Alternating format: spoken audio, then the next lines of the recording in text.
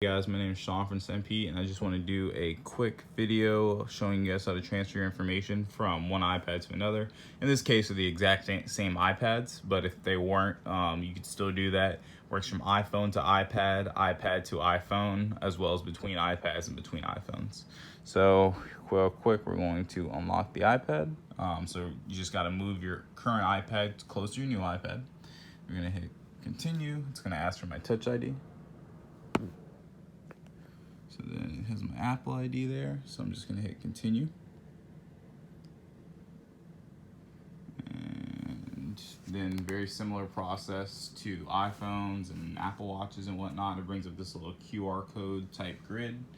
We're just going to line this up. And here we go.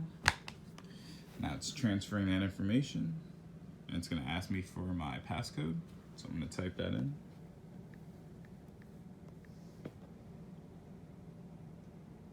It's saying setting up my iPad, transferring the information, so it's activating the iPad.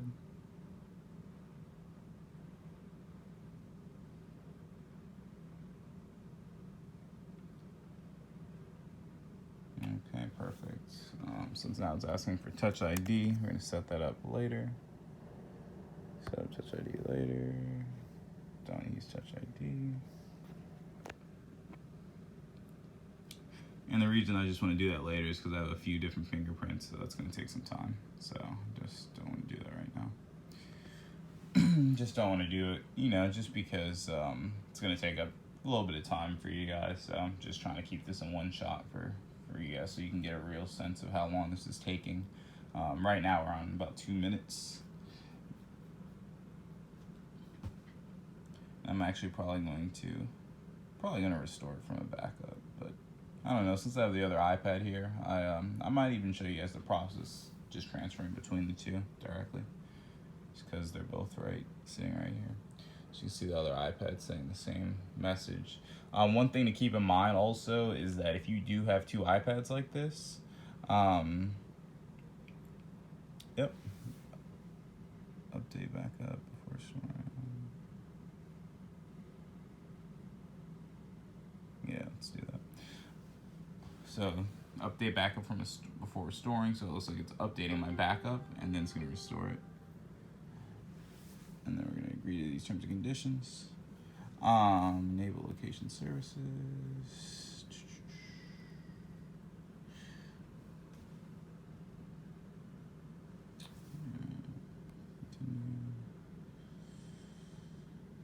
Add my cards.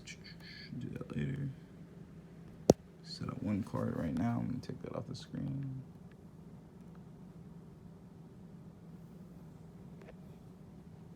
There we go. So I can have Apple Pay on here. Be handy. Perfect. Alright, so you see it says finished on new iPad. Okay. It's very good there.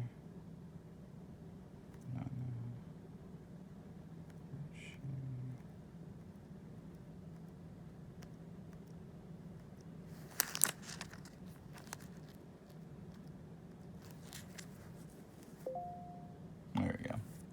And now it's restoring from iCloud.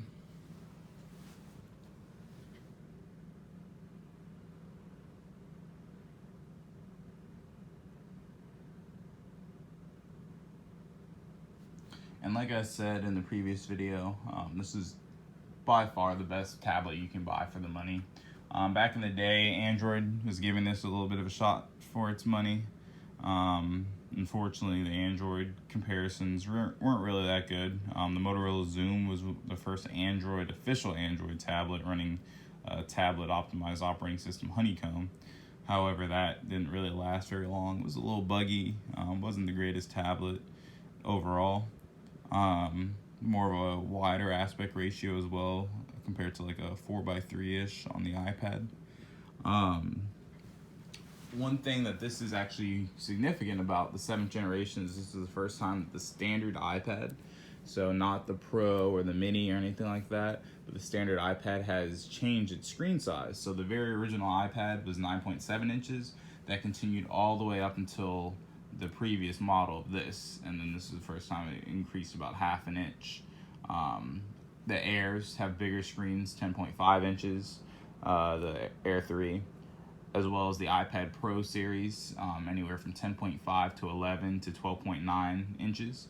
However, those are different series of iPads. This is the first time that just the standard iPad, or the regular iPad at the time, because the Air was that at a point in time, has not been the 9.7 inch screen size.